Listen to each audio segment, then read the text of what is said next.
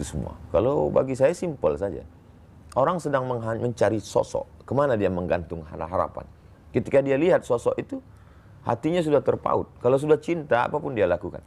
Dengan mata saya, kepala saya sendiri, Pak Karni, saya melihat ibu-ibu menggendong anak berhenti di tengah jalan.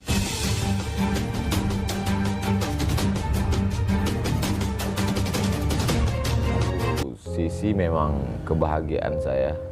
Karena selama ini setiap saya ceramah kemana-mana, jamaah bertanya, kapan Habib Rizik pulang?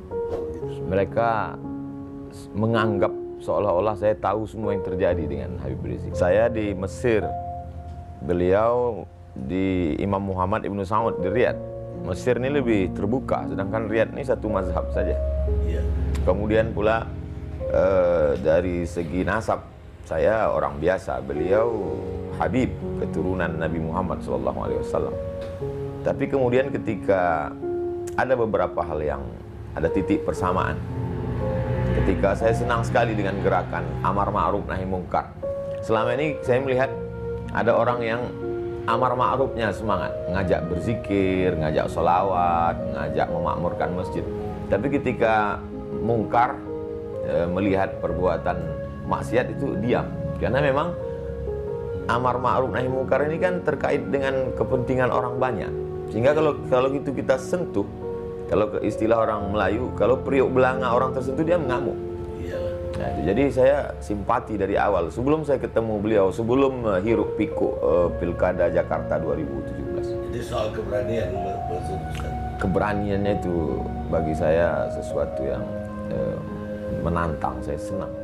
Beberapa FB sahabat-sahabat kita itu kan dihilangkan berita terkait semua yang menulis HRS, Imam Besar, Habib Rizik Syihab itu kan langsung hilang.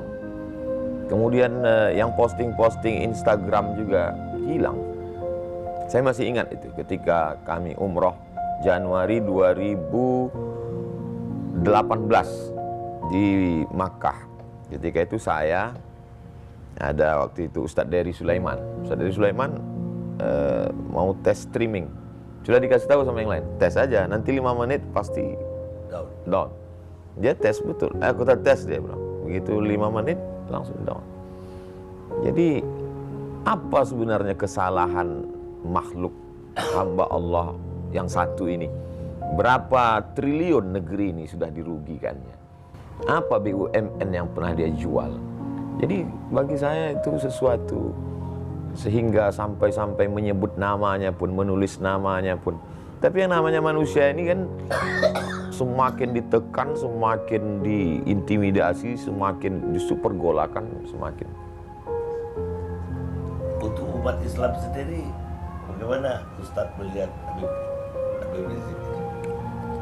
Umat Islam ini kita mengajarkan di sekolah-sekolah dari mulai MDA sampai ke Universitas Islam, kita mengajarkan tentang integritas, tentang kejujuran, tentang keadilan, tentang bagaimana bersikap terhadap penguasa. Tapi kemudian santri-santri itu dalam tanda kutip bisa melihat hipokrit, tidak sesuai dengan yang dibaca di kitab kuning, tidak sesuai dengan yang dia dengar dalam ceramah, dalam kenyataan. Maka dia menggantungkan satu harapan, sosok yang dia rindukan, dan itu terjawab pada diri Habib Rizik Syihab. Di sebab itu kalau ada orang bertanya, apa rahasia di balik manusia bisa menyambut beliau sedemikian ramai? Ada yang mengatakan 3 juta di airport itu. Apa di balik itu semua? Kalau bagi saya simpel saja. Orang sedang mencari sosok, kemana dia menggantung harapan.